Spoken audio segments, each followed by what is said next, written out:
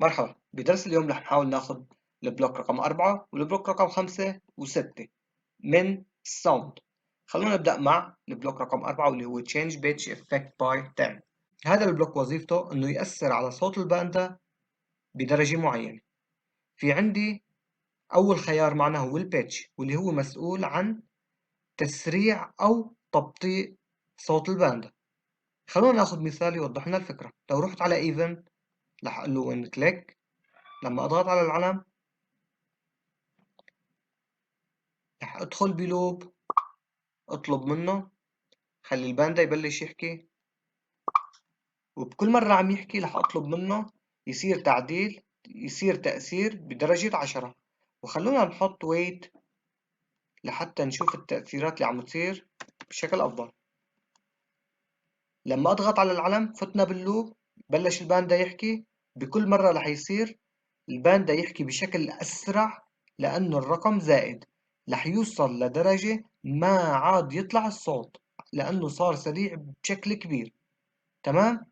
وبحال دخلت رقم بالناقص رح لاقي الباندا صار يحكي بصوت بطيء بطيء بطيء، كل مرة عم يبطأ.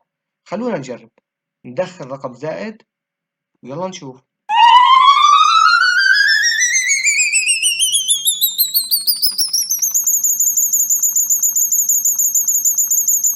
رح يوصل لمرحلة ما يعود يبين الصوت على قد ما هو سريع. ولما ندخل رقم بالناقص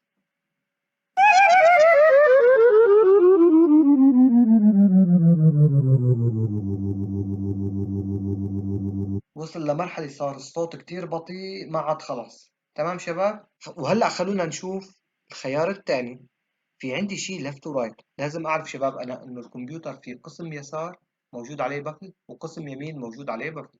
بحال دخلت أنا رقم بالناقص المفروض يشتغل البفل الموجود على اليسار، وبحال دخلت أنا رقم بالزائد المفروض يشتغل البفل الموجود على اليمين. تمام شباب؟ وهلأ خلونا نروح للبلوك اللي بعده. وهلأ خلونا نروح على البلوك اللي بعده اللي هو set pitch effect to ودخل رقم. الفرق بين set و change إنه بيكون عندي رقم قيمة قديمة هون لنفترض كانت 10 وقلت لها change by 10، فالنتيجة رح تكون صارت 20، رح يضيف على الرقم القديم 10.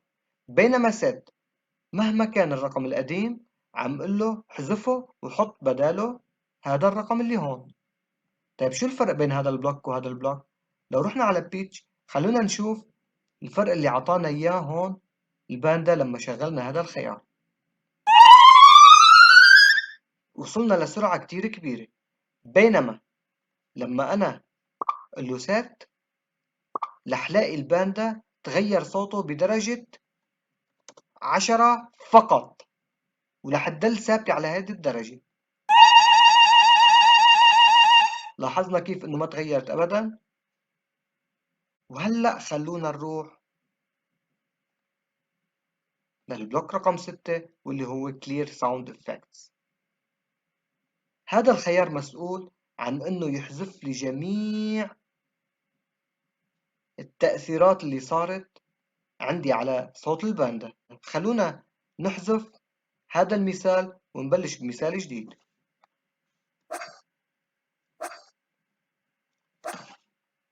رح روح اقول له لما اضغط على العلم اعطيني ريبيت لمدة 10 مرات، ورح اطلب منه 3 مرات رح اطلب منه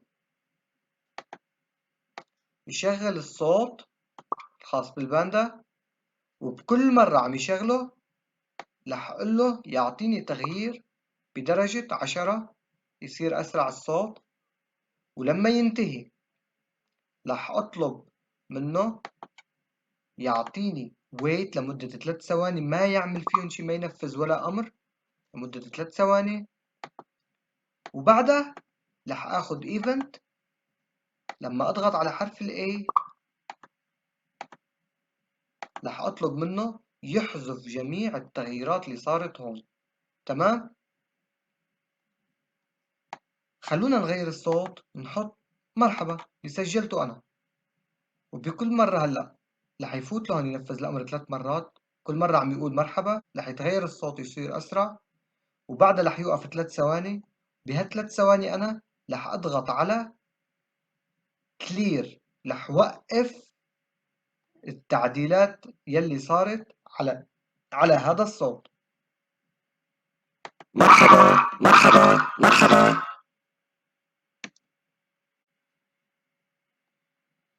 وبعدها رح أطلب منه يرجع يحكي لنشوف كيف صار الصوت. تمام شباب؟ اضغط على العلم، نفذ هذا المهمة 3 مرات، يقول مرحبا 3 مرات وبكل مرة عم تصير أسرع. بعدها رح أسكت 3 ثواني، لما يسكت 3 ثواني رح أضغط على حرف ال A حتى يحذف هاو التعديلات اللي صاروا، وأطلب منه يسمعني كيف صار الصوت بعد ما حذفت التعديلات. مرحبا مرحبا مرحبا. رح أضغط على حرف ال A. مرحبا. منلاقي الصوت رجع مثل ما كان. تمام شباب؟ بتمنى تكون وصلت الفكرة ويعطيكم ألف عافية.